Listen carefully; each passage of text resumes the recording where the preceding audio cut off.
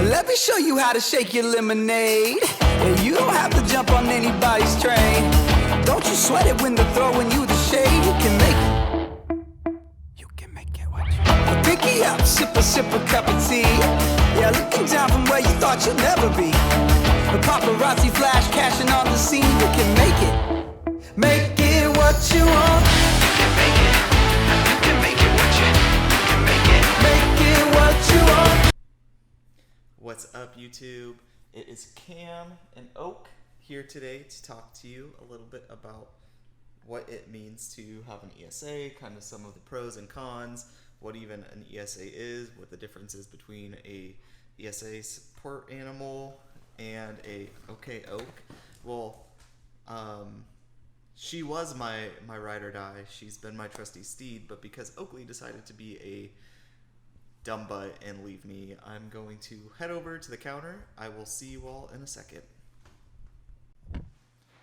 Anyways, as I was saying, before Oakley decided to be a dumb butt and leave me, so Oakley has been with me since I was at CSU Chico.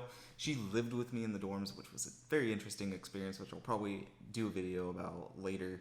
But she was a decision that my therapist and I made at the time because I did not want to go on any anxiety or depression meds. At the time, I was really struggling with anxiety and depression. Go figure. And so the purpose behind Oakley was that she would depend on me, that I could not sit in my self-pity, that I had to get up, I had to take her out, I had to feed her. All things aside, anxiety, depression, I had to worry about her. She lived if I let her live. So, all in all, probably one of the greatest decisions I've ever made. I love Oakley, as you can tell, I hope, except for when she does not want to sit on my videos. Anyways, so, that's my background with an Oakley as an ESA. I have desires to get her, because I'm a therapist in training, to get her certified to be a therapy dog. That way she can sit in with me on sessions. So, what is the difference between a therapy dog, service dog, and an ESA? For those of you who don't know, an ESA is an emotional support animal. And I'll start with that because I just brought it up. So Oakley is an emotional support animal. They have to meet certain criteria, right? Supposed to. And this is where there's some weird red lines and red tape that people think, and they kind of circumvent what is actually supposed to happen. But anyways, so they're supposed to have a certain degree of training, right? They're supposed to be a good citizen, for lack of better words. They're supposed to be friendly, and they are actually a protected entity, right? And so what that means is their owner can have them in an apartment, right? They provide emotional support, they provide companionship, and they provide a purpose, right? They give their owner a sense of purpose and a reason to function. Aside from that, they're not trained to, unless they have been trained, they're not trained to perform a task. Oakley was just kind of inclined that if I was having, I'll say panic attack, they were like tiny panic episodes. Oakley knew she would lay on top of me, right? She would lay on my chest, she would hit my chest, kind of pull me out of it. She did not receive any training, so she is an emotional support animal. She is not certified to perform a service. And so that leads me into service dogs. So service dogs receive specific intensive training to perform a specific task. So that is, certain dogs are trained to sense blood sugar levels for diabetic patients so they can alert them if they're going to have a diabetic seizure. Certain dogs are seeing eye dogs. They're trained to lead their handler. Epilepsy, certain dogs are trained to detect the impulses that lead to a seizure. So they require specific training. They're held to a higher standard, and they start this training when they're a puppy. And if you're seeking out a service dog, it is a process.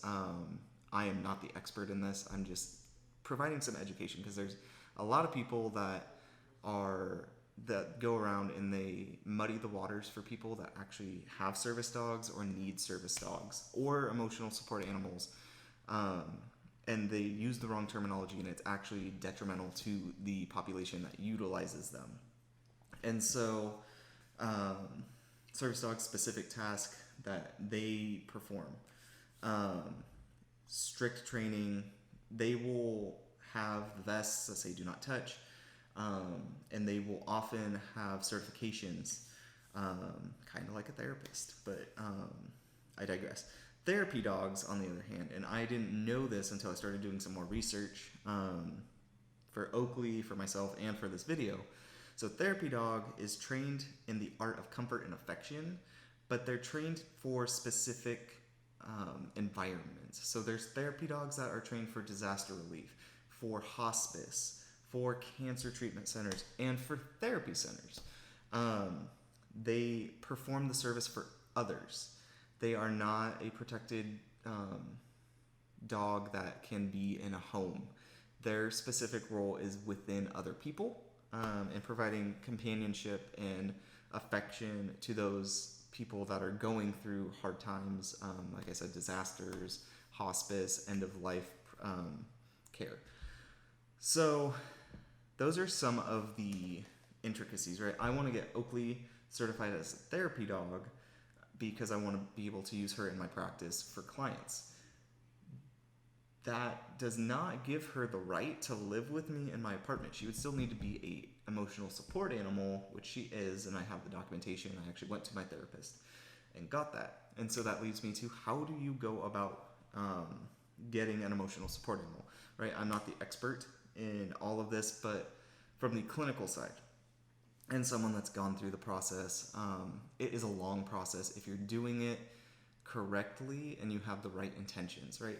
Everybody wants their dog to live with them. Everybody wants to be able to enjoy having a companion.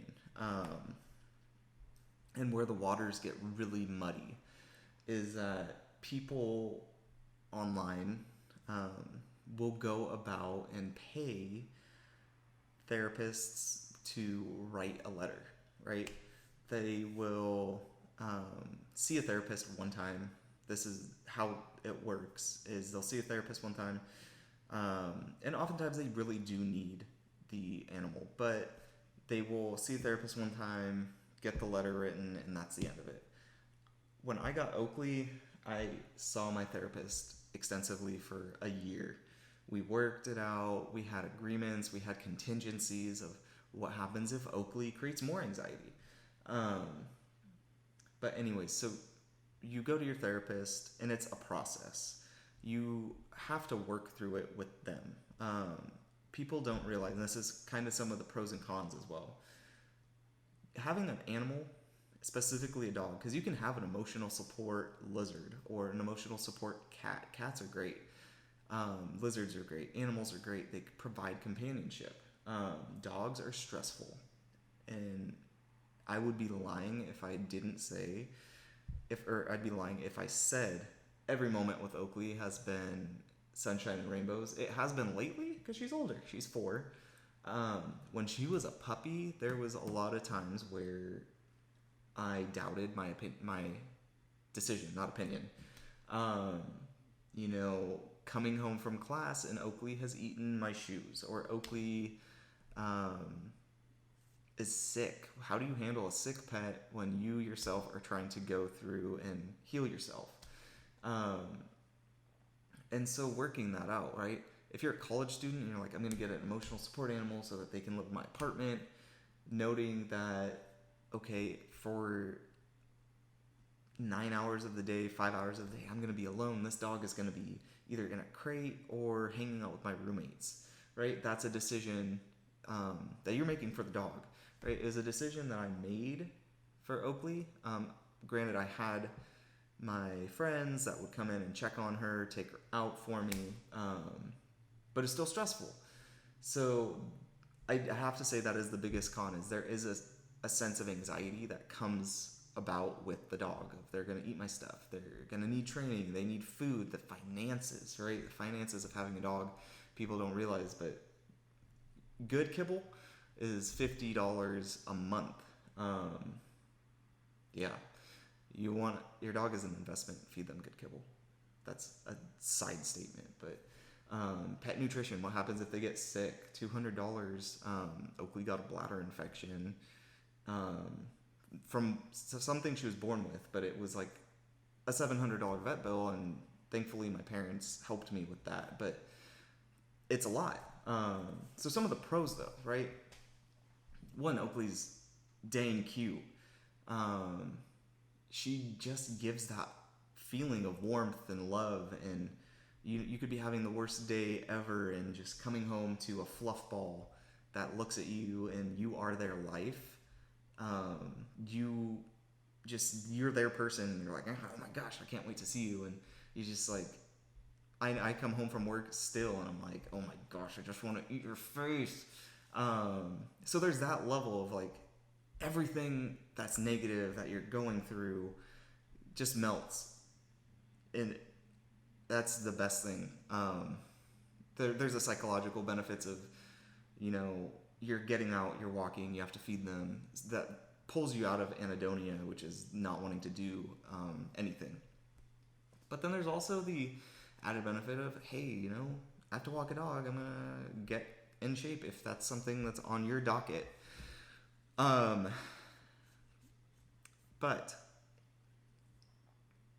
I lost my train of thought.